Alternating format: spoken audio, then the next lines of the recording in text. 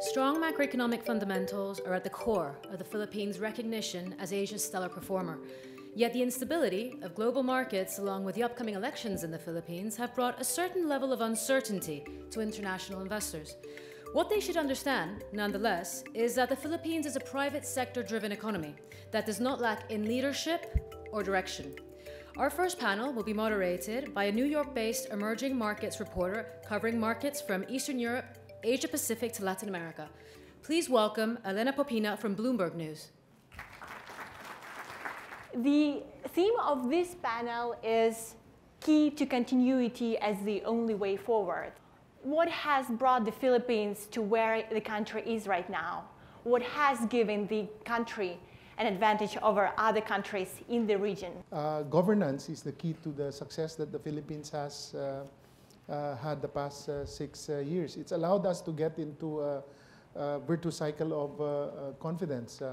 When President Aquino ran and won on the platform of better governance, the markets believed him and gave him the benefit of the doubt, allowing us to borrow at lower cost, creating more fiscal space that then was used to invest in our people and our infrastructure.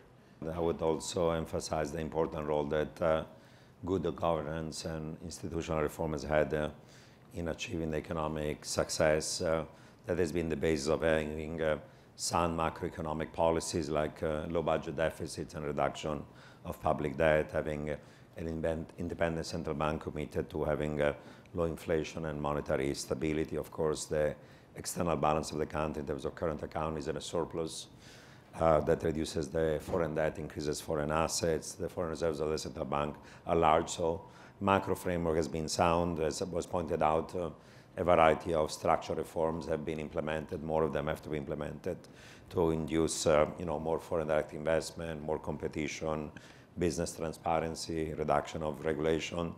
I think the country is also blessed by having a significant amount of economic diversification.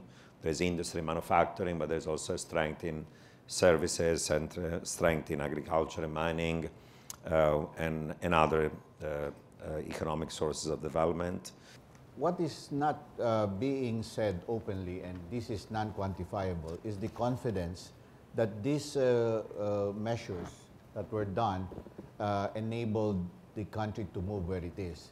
This confidence, which is again non-quantifiable, made businessmen and investors invest in our country, not only in terms of institutional investment, but also in retail investments.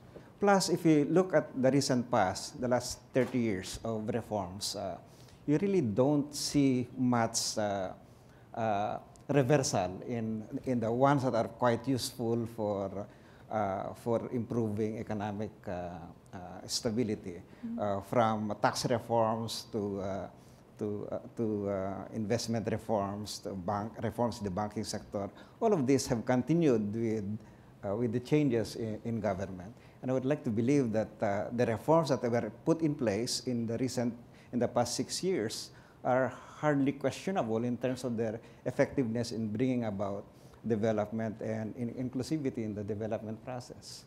One of the things that we probably have to mention is the fact that one of the biggest sectors that's booming in our economy for the longest time is the industry of baby making. We have 2 million babies that are born every year. And this is a big challenge, really, for not only for government, but for everybody. One of the most fundamental key drivers of economic growth is also human capital. Having a population dividend is good as long as these people have education and skills and they can compete in domestic and the global economy. Historically, the Philippines had a surplus of actually highly educated workers that did not have economic opportunity in their own countries. Millions of them have gone abroad. The positives about it is that it's a source of remittances that are almost 10% of GDP, that is supports domestic income and therefore domestic demand and consumption.